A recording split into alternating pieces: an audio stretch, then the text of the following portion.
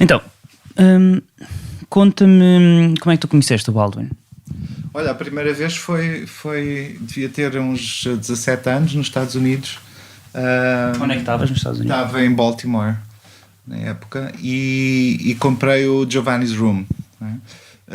Que de facto era um livro extraordinário, porque normalmente não se associa muito ao Baldwin relacionado com as questões raciais, não é? Mas era justamente o Baldwin da questão sexual, não é? Que é aliás aquilo que eu acho que é fascinante nele, é justamente essa interseccionalidade, como agora se diz, avant la lettre, com ele. Era uma coisa absolutamente única, não é? E muito rara na época. Portanto, foi através do Giovanni's Room. Só mais tarde é que li coisas dele a partir de preocupações já com a questão afrodescendente nos Estados Unidos e em geral. Explica o que é a interseccionalidade. Bom, é uma palavra complexa que apareceu para dizer uma coisa muito simples, que é a tentativa de, quando se olha para questões de discriminação, desigualdade de oportunidades, política identitária, não se olhar apenas para um dos vetores que vêm dos movimentos sociais identitários, mas olhar para as diferentes composições identitárias de uma pessoa, para as posicionalidades complexas que existem. A primeira vez que isso surgiu a partir de uma eu acho que ela é socióloga, a Crenshaw, que inventou o termo, a partir da primeira grande preocupação sobre essa questão, que foi entre as feministas negras americanas, e não só. Isso vem em que anos, mais ou menos?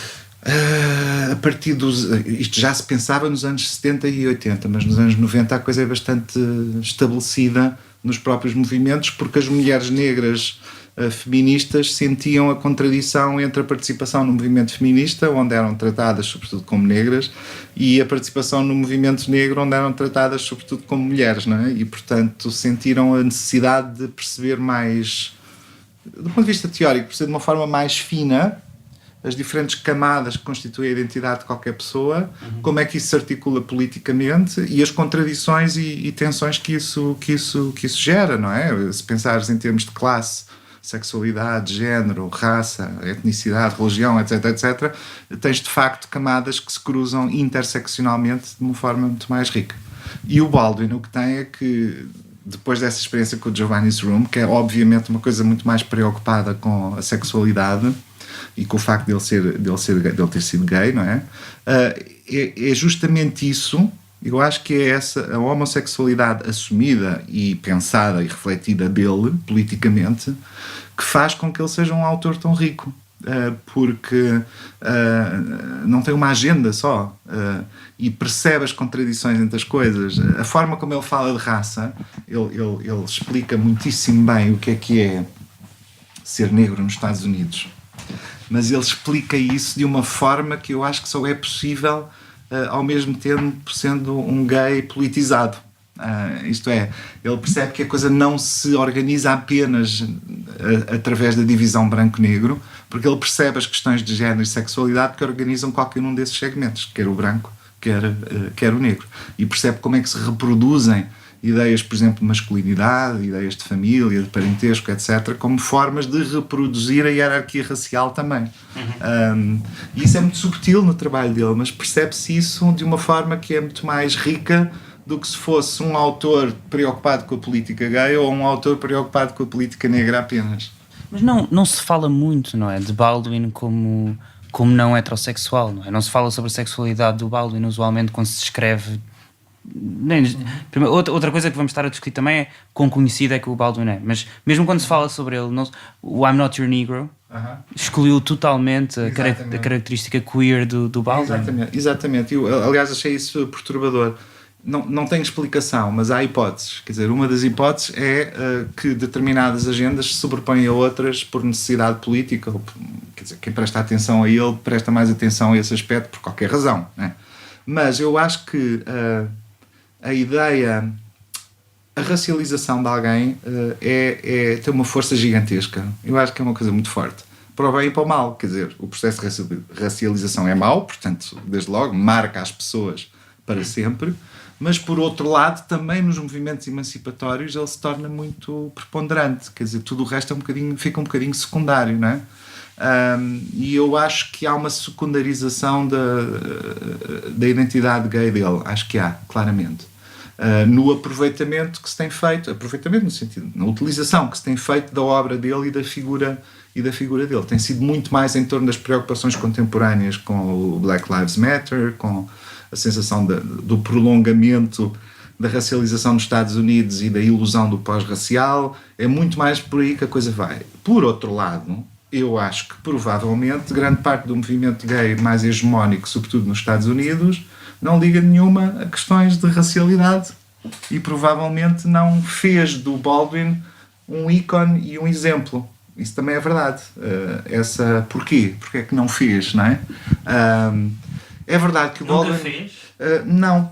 Por exemplo, o movimento no Gay Liberation, o movimento para a libertação gay, que foi mais ou menos na mesma altura que nessa altura ele teve mais protagonismo. Do que agora? Mas era um movimento... Eu acho que na altura o movimento não era um movimento organizado, era de facto um movimento de libertação. No sentido em que era uma performance cultural contínua, onde os negros tinham um papel muito relevante na linha da frente, não é? Nas drag queens, nos travestis, e também pessoas como a Baldwin circulavam muito nessas zonas de liberdade simultaneamente raciais e sexuais, que era ir para a Village, não é? Naquela época. Mas eu acho que o movimento se normalizou muitíssimo, como sabemos, quer dizer, para o bem e para o mal, mas normalizou-se muitíssimo com agendas de direitos humanos, agendas de igualdade legal, e essas normalizações tendem a ir muito para o centro, e para o centro em termos de classe e de representação nacional. E, portanto, o movimento tornou-se, em termos de visibilidade nos Estados Unidos, tornou-se bastante branco e de classe média. E os nichos que não eram brancos e de classe média tenderam a formar grupos à parte, numa impossibilidade de interseccionalidade, a formar grupos à parte que não eram nem do movimento chicano ou do movimento negro, mas eram gays chicanos ou gays negros e por aí fora. E acho que a figura do Baldwin perdeu-se no meio dessas fragmentações da política identitária nos Estados Unidos, perdeu-se um bocado. E não aparece, se tu perguntares a uma pessoa para fazer uma lista imediata de figuras icónicas que representem os homens gays nos Estados Unidos, aparece do Harvey Milk, aparece não sei quem, aparece esse aquele, mas não te aparece o Baldwin dito pela maior parte das pessoas, que é uma pena.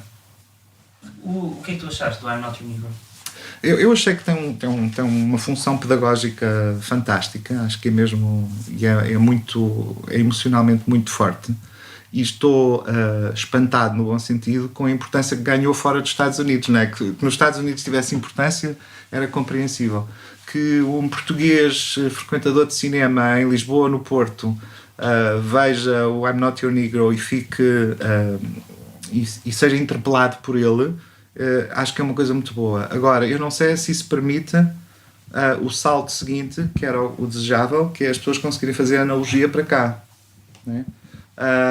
Eu acho que isso é muito difícil porque existem mecanismos de negação sobre a questão da racialização em Portugal que são fortíssimos, que a gente já os conhece, e por outro lado não existe, por causa disso, não existem figuras públicas ainda que possam representar de forma icónica uma visão do mundo simultaneamente inteligente, ácida, criativa, poética, literária, que oferece interpretações, não é, como o Baldwin fazia. E nós não temos um equivalente em Portugal a fazer isso. Não temos ainda, eu acho que vamos ter mais tarde ou mais cedo.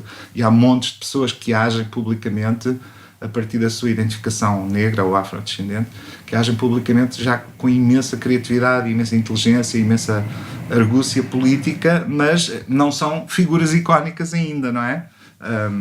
Ao nível, pronto, para serem figuras icónicas, provavelmente têm que passar pelas artes, e têm que passar pelas artes, digamos que consagradas normativamente, não é? Não é só através do rap que se chega lá. O Baldwin chega lá através da literatura, no sentido mais oficial do termo. Achas que isso tem uma importância? Tem uma importância, quer dizer, não é que deva ser, mas que isso dá uma possibilidade de reconhecimento across the board, não é? Em toda a sociedade. Isso sem dúvida, não é? Embora a cultura popular hoje tenha uma força gigantesca, mas não tem o status. Eu não estou a dizer que concordo com isso, estou só a fazer uma constatação de facto. Não tem o status que depois permite o reconhecimento, mas eu acho que vamos ter isso em 5, 10 anos e isso vai se tornar mais ou menos evidente. Mas lá há pouco dizias que achavas perturbador se ter removido I'm Not Your Negro, a questão da sexualidade. Sim, ainda bem que lembraste isso, porque é como se houvesse certos meios onde, olha, por exemplo,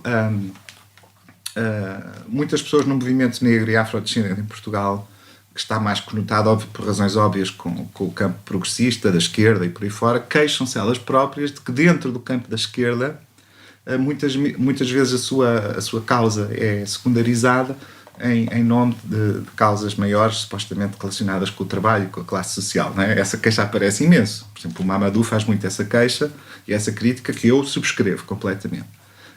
A mesma coisa acontece muitas vezes em alguns movimentos emancipatórios, por exemplo, em torno de identidades como a identidade racial, que secundarizam um pouco outras questões, lá está, nomeadamente as questões sexuais, provavelmente por sentirem que isso retira a tal capacidade de abrangência, o que eu acho um erro.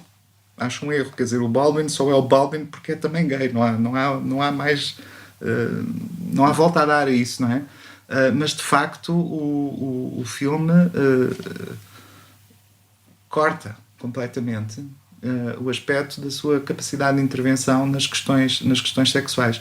Não é que o Baldwin tenha feito grande parte do seu trabalho interventivo, não é que ele tenha sido sobre a questão sexual.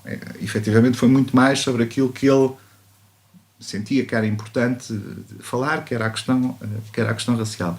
O que eu acho como leitor e como espectador é que há uma sensibilidade, aquilo que em inglês alguns autores chamavam sensibilidade gay, em português fica mal porque sensibility não é bem sensibilidade no sentido emocional, é uma forma de olhar para as coisas que tem um twist, que é o twist queer, que permite ver as falácias de certas construções, as falácias da masculinidade, as falácias do género, as falácias do estatuto e por aí fora. E o Baldwin tinha isso na forma como fala sobre a sociedade americana racializada. Para perceber isso, é verdade que é preciso fazer uma leitura a contrapelo. Não é evidente, não está lá dito de uma forma absolutamente óbvia. E aí acho que ou é insensibilidade ou falta de vontade de quem fez o filme de não olhar as coisas por esse lado. Mas quem tem essa sensibilidade percebe que está lá uma forma de, por exemplo, uma forma de humor, uma forma de sarcasmo, uma forma de provocação, uma forma de quase de dandismo.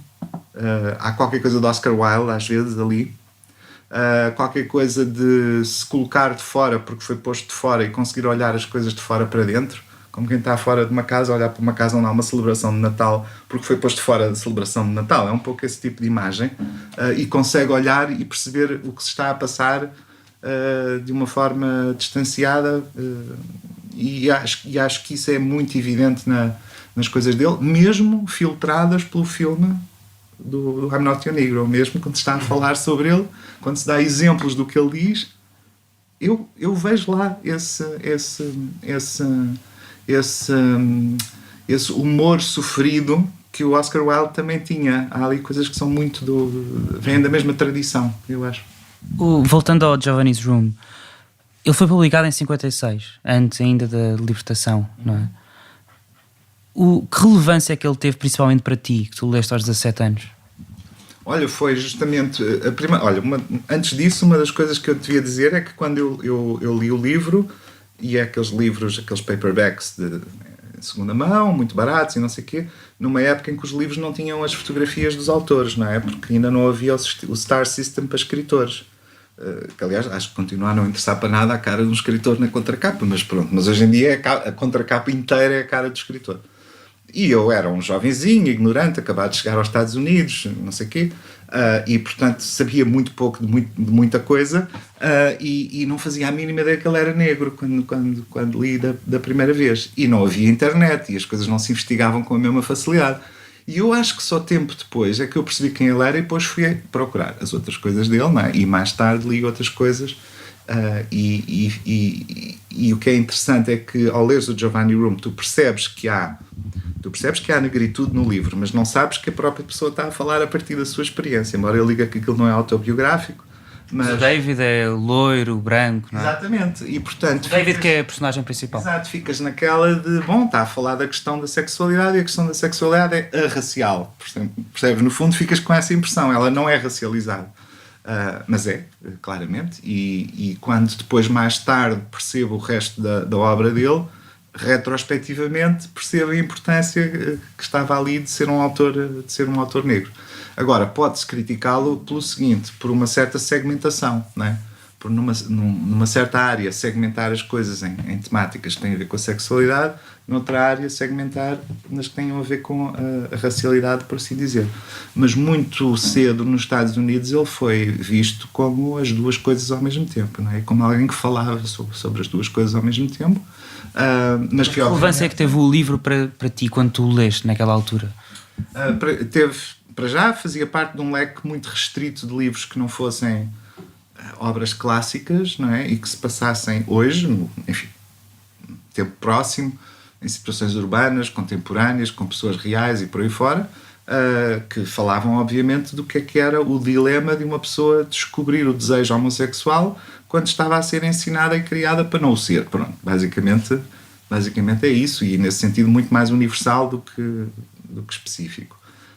Agora, o que tu percebes rapidamente é que o Baldwin, mais tarde, quando vai falar sobre a racialização da sociedade americana, em alguns textos e em alguns artigos, ele vai também fazer uma crítica da homofobia interna à sociedade negra americana e, portanto, de certa maneira, perceber como diferentes camadas de discriminação se podem reproduzir em diferentes níveis e que não há grupinhos bons e grupinhos maus, né, nesse sentido. Mas na altura que o Giovanni's Room tinha a mínima noção da racialidade, por assim dizer, da questão. Contas-nos a história do que tu te lembras, pelo menos. Não, o que eu me lembro já foi há tanto tempo e já não reli, mas de facto basicamente tem aquela situação do americano em Paris, que é uma forma clássica dos americanos colocarem a descoberta de um mundo diferente do seu.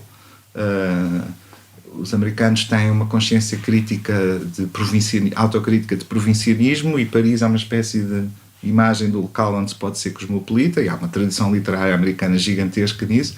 Acho que ele brinca com isso, coloca a personagem em Paris e coloca a personagem numa situação, salvo erro, em que ele está sem a mulher. Ele é casado, mas está sem a mulher, ou namorada, ou enfim, uma relação heterossexual normalizada, e em função e por causa disso entra numa aventura com um homem que ainda por cima é um indivíduo que está condenado a ser morto no dia seguinte, ou coisa que valha. É uma espécie de último dia da vida do amante temporário. Salvo erro era isto, né? E portanto tem a ver um pouco com essa possibilidade da descoberta que só pode ser feita fora do contexto de controle social do cotidiano, né? E isso é uma metáfora da homossexualidade na época. Mas tu achas que o Baldwin é gay? Ou achas que ele diz, por exemplo, numa entrevista em 87 a Mavis Nicholson, diz, ele diz nobody is precisely what they think they are, love is where you find it, you don't know. E depois ele diz qualquer coisa como a man can fall in love with a man, a woman can fall in love with a woman, there's nothing you can do about it. Isto não é pansexualidade? Sim, e acho que esse era o discurso da época em que ele foi formado. O próprio movimento de libertação gay nos anos 60 era muito mais marcado pelas questões do flower power e da crítica à sexualidade normativa do que propriamente uma proposição de identidade gay, não é? Era muito mais o arauto de formas de libertação sexual, portanto pansexuais, assim como muito do feminismo, do movimento de libertação das mulheres tinha esse elemento, tinha uma presença lésbica muito forte, mas que nem se assumia especificamente como tal. Tudo isso se perdeu, não é? As coisas depois formataram-se mais em identidades. Achas que era mais dessa tradição, sim. Achas que era mais progressista na altura do que agora é o movimento? Não, eu acho que era mais... Olha, sei lá, se calhar respondia-te dizendo era mais progressista ao nível individual, da subjetividade, mas provavelmente menos eficaz ao nível político. Isto é, para ser eficaz ao nível político, se calhar foi mesmo preciso formatar-se mais, segmentar-se mais. A política identitária tem essa contradição. Tu precisas de criar identidades coletivas que são necessariamente... que por si próprias acabam por formatar excessivamente, não é? Por limitar, por assim dizer, não é? Mas eu acho que, por outro lado, o Baldwin, ele aliás tem parecenças engraçadas no outro extremo da escala racial e da escala social americana, tem parecenças engraçadas com o Gore Vidal. Há uma espécie de capacidade de sistematicamente criticar a própria coisa que se está a defender, não é? Porque o próprio Baldwin tem uma crítica da racialidade americana que não passa tão pouco por uma formatação de identidade negra militante ou separatista. Ele também não vai por aí, nem nisso, nem na sexualidade.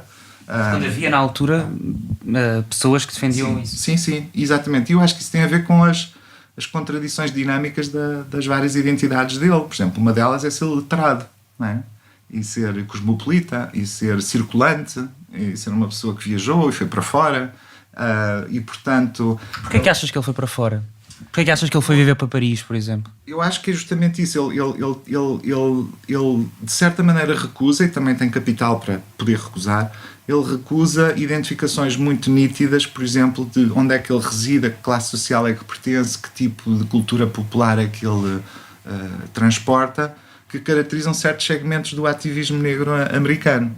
Ele claramente recusa isso e tem montes de elementos normalmente associados à cultura branca, de classe média alta, letrada, universitária. Estás a ver o que eu quero dizer? Mas também não se transforma no negro que quer passar por branco, que quer diminuir completamente a racialidade e dizer que isso não existe e vender apenas a sua capacidade literária ou intelectual. Ele está ali a jogar naquilo que acaba por o tornar um indivíduo e um indivíduo transhumante, não é? Que é um pouco a característica de um indivíduo que fica solitário nessas... É isso, e é um bocado autoexilado também, percebes?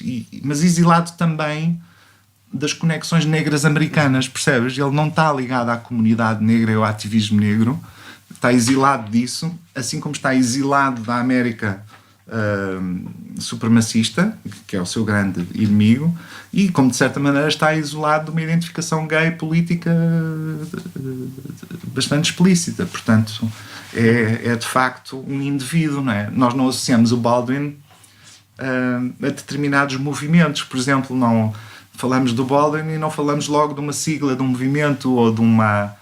Estás a perceber? Ou de uma tendência política específica, ou de representante de não sei o quê. Não, o Baldwin representa o Baldwin, não é? E isso é uma coisa muito, muito original. Eu tenho mais duas perguntas, mas deixa-me só trocar ali a bateria e continuamos, desculpa. Só tenho mais duas perguntas e estamos feitos. Mas acho que isso é muito interessante, isso que tu estás a dizer e que é uma coisa que eu também gostava de falar, da maneira como a parte da sexualidade de Baldwin está quase fora de quase tudo aquilo que se fala dele, não é? E nós estávamos muito de poder falar sobre isso também. Uhum. E foi interessante porque ao fazer isto, ao começar a preparar esta peça, uma coisa que me surpreendeu bastante, talvez fosse um bocado, não sei, se calhar já devia estar à espera, mas houve muito pouca gente que me disse, sim, eu conheço Baldwin, ou já li, ou... Não sei, eu achei que ele seria muito mais conhecido.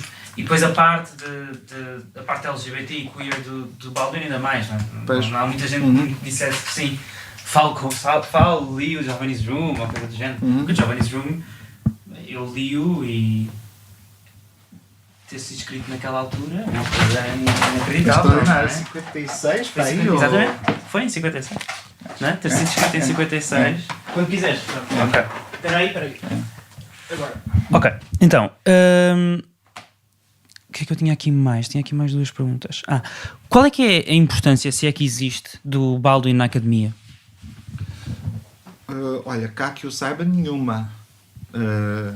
Mas cá o problema é que à partida temos poucos nichos de trabalho sobre, por exemplo, o que poderíamos chamar uma literatura ou uma produção cultural relacionada com a africanidade ou com a afrodescendência ou com questões de racismo. Temos muito pouco. O que temos é mais sobre o contexto lusófono e não sei mais em letras e em alguns contextos, e não sei que uso é que as pessoas dão ao Baldwin, mas eu creio que praticamente nenhum. Nos Estados Unidos eu imagino que mais, mas também não domino bem essa área. Agora, se tu vires bem, e como há pouco estávamos a falar até sobre isso, se tu vires bem a forma como pareceu ser uma novidade absoluta. Eu ouvi pessoas que foram ver o filme e só a partir do filme é que ouviram falar do Baldwin e ficaram espantadas e ficaram fãs imediatamente, e eventualmente terão ido à procura e por aí fora. Nos Estados Unidos não é assim. Ele faz parte da linhagem de quem se preocupa por coisas African American. Isso tem um lugar, sem dúvida. E tem um lugar na pleiade toda de grandes escritores e autores e cineastas ou músicos, ou seja, o que for, African American. Isso aí não há a mínima dúvida. Que não tenha passado para fora, sei lá, como uma Angela Davis passou, não é? Estás a ver? Ou como Luther King ou como Malcolm X. Achas que Malcolm X e... Sem dúvida, sem dúvida. Eu acho que isso tem a ver com o ativismo, pronto, com a participação política direta, com a capacidade de influenciar outros movimentos. Acho que aí é claramente isso que aconteceu. Agora, é um bocadinho estranho... Mesmo esses, Angela Davis, vamos dizer esses que tiveram claramente e diretamente relacionados com o movimento dos direitos civis, eles fazem parte da academia em Portugal, por exemplo, nos estudos sociais. Existem escritores negros? Não, aliás, eu acho que não. Eu acho que há, de facto, segmentos que se estudam coisas de colonialismo e pós-colonialismo, se estudam coisas de discriminação racial e por aí fora, certos cursos específicos, cadeiras, grupos de pesquisa, sem dúvida que têm que fazer todo esse historial que já é cosmopolita e internacional. Isto é, nós sabemos perfeitamente como é que num ponto X um determinado movimento foi influenciado mais pelo Malcolm X do que, por exemplo, pelo Martin Luther King e por aí fora, não é? Há várias tendências que são identificadas. Há pessoas, inclusive, a fazerem esse trabalho já muito bem sobre a parte lusófona disso tudo, Amílcar Cabral e por aí fora. Agora, o que há é que toda a história da ciência, mesmo das humanidades e das ciências sociais, está cheia de ocultações de contribuições negras, não é? Por exemplo, uma famosa é como grande parte da sociologia, dos estudos urbanos e por aí fora omitiram a contribuição do Du Bois, que é um personagem fundamental da sociologia americana, por não concordarem com a forma como ele interpretava a organização racial americana, não é? E que era muito mais dura, por assim dizer, do que outras interpretações. Agora, nos Estados Unidos essas coisas mudaram imenso. Houve imensas recuperações de personagens escondidos e esquecidos da história da produção científica, literária, artística, etc. Mas entre nós tudo isso é muito, muito fraco, mesmo muito fraco. E essa surpresa com que o Baldwin apareceu, acho que é sintoma disso mesmo, não é? Aliás, agora não tenho a certeza, tenho que pesquisar isso, mas eu acho que só há um livro editado e traduzido em português e editado em Portugal, que é o Se Esta Rua Falasse. Acho que não há mais nenhum livro do Baldwin editado em Portugal. Não tenho a certeza, mas eu acho que é. Talvez no Brasil exista em português, mas em Portugal não. E foi traduzido 30 anos depois dele ser publicado, já depois do I'm Not Your Negro, não é? Mas isso também, também se há coisa que é estranha em Portugal é a falta de sistematicidade das coisas, não é? Sei lá, tu começa logo pelo facto de se tu fores a uma livraria minimamente importante e quiseres ver o Essa de Queiroz ou o Camilo Castelo Branco, para usar exemplos perfeitamente banais, tu não encontras a obra toda para escolheres diretamente, não é? Como não tens aquela sistematicidade de publicação como, por exemplo, no mundo de língua espanhola, por exemplo. E é tudo muito errático. E acontece um bocado por modas ou então pela influência de alguém que descobre uma coisa e empurra. E o Baldwin não é o único, e brancos também, não é? Que não é o único que não foram publicados nunca, ou que foram muito tarde, ou que chegam através de influências de países terceiros e de uma moda que chega, e isso é de facto marginalidade e algum provincianismo. Muito obrigado. Ok, thanks. Acho que é isto então.